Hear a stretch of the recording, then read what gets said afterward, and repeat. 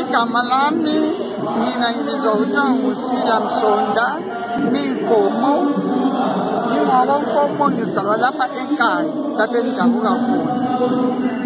Yes.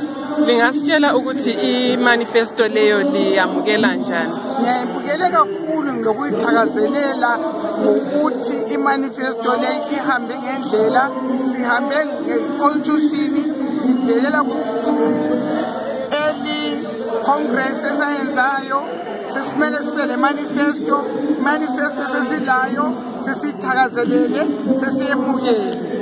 Wena njengokhansila mama, indaba ye-devolution ebimunyethwe ku-manifesto lapha uyithatha kanjani?